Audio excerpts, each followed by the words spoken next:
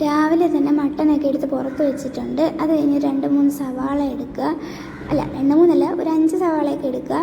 2-3 പച്ചമുളക്, ഒരു മീഡിയം സൈസിൽ തക്കാളി, പിന്നെ ഇഞ്ചിയും വെളുത്തുള്ളിയും കൂടെ മറ്റേ സംഭവത്തിനകത്തിട്ട് ഇടിച്ചിടിച്ച് അത് സെറ്റാക്കി എടുക്കുക. എന്നിട്ട് ഞാനിവിടെ മട്ടൻ കഴുകി വെച്ചിട്ടുണ്ട്. ഒരു 2-3 പ്രാവശ്യം നല്ലപോലെ കഴുകുക. എന്നിട്ട് നമ്മളൊരു കുക്കറിലോട്ട് മാറ്റി ഇടുക.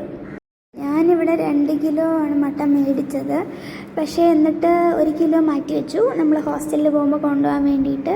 എന്നിട്ട് 1 കിലോ ഞാൻ ഇപ്പം വെക്കും. അങ്ങനെയാണ് ഞാൻ തീരുമാനിച്ചത്. മട്ടൺ എന്ന് വെച്ച് കഴിഞ്ഞാൽ എൻ്റെ മോസ്റ്റ് ഫേവററ്റ് ആയിട്ടുള്ള ഐറ്റമാണ് മട്ടൺ.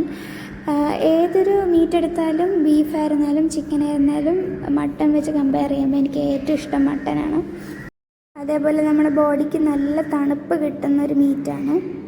അങ്ങനെ കുക്കറിൽ വെച്ചു. ഒരു 3-4 വിസിലൊക്കെ കേട്ടു. കാരണം അത്രയും വേണം, എങ്കിലേ അതൊന്ന് വെന്ത് കിട്ടത്തുള്ളൂ. അല്ലെങ്കിൽ ഭയങ്കര ഈ റബ്ബർ പോലെ ഇരിക്കും.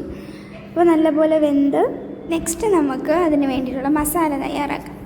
ഓക്കെ, എന്നിട്ട് ഇതേപോലെ ഒരു ഉരുളി എടുക്കുക. അതിനകത്തോട്ട് ഈ സവാളയും പച്ചമുളകും ഒക്കെ ചേർത്ത് കൊടുക്കുക. ചേർത്ത് കൊടുത്തിട്ട് അതിനകത്ത് കുറച്ച് ഉപ്പിട്ട് കൊടുക്കുക. ഉപ്പ് എന്തിനാണെന്ന് വെച്ച് കഴിഞ്ഞാൽ ഉള്ളി നല്ലപോലെ വാടി വരാൻ വേണ്ടിയിട്ടാണ് നമ്മൾ ഉപ്പിടുന്നത്. എന്നിട്ട് കുറച്ച് സമയം ഇതേപോലെ മിക്സ് ചെയ്യാം. എനിക്ക് എപ്പോൾ കുക്ക് ചെയ്താലും ഇതേപോലെ മിക്സ് ചെയ്യാൻ ഭയങ്കര ഇഷ്ടമാണ്.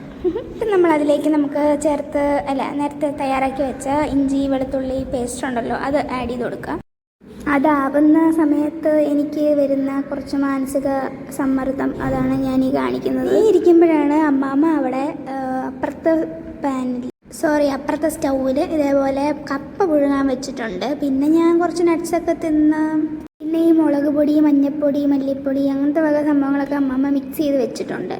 അത് ഇട്ട് കൊടുത്തു. നേരത്തെ അരിഞ്ഞ് വെച്ച തക്കാളി ഒക്കെ ഇട്ട് മിക്സ് ചെയ്ത് ലാസ്റ്റ് നമ്മളിട്ടതാണ് ഗരം മസാല. നല്ല ഇടുമ്പോഴത്തേക്ക് നല്ലൊരു മണം വരും.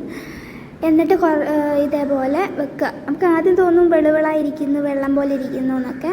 പക്ഷേ കുറച്ച് സമയം കഴിയുമ്പം കണ്ടോ, ഞാനും ഒന്ന് പേടിച്ചു കേട്ടോ, ഫ്ലോപ്പായെന്ന്. പക്ഷേ ഇല്ല, ആ മല്ലിയിലയും കൂടെ ഇട്ട് സെറ്റായിട്ട് ലാസ്റ്റ് ഇതേപോലെ ഒരു തിക്ക് ഗ്രേവി ആക്കി കിട്ടും. വിഷയം സാധനമാണ്, വിഷയം. അങ്ങനെ നമ്മുടെ അമ്മാമ്മ നേരത്തെ ഉണ്ടാക്കിയ കപ്പ, ചോറ്, ഈ മട്ടൻ കറിയും കൂടെ ഇങ്ങനെ എടുത്ത് കഴിക്കണം. പൊന്നു മോനെ സീൻ. ട്രൈ ചെയ്യാൻ മറക്കണ്ട. അപ്പോൾ സബ്സ്ക്രൈബും ചെയ്യാൻ മറക്കല്ലേ മാഷേ.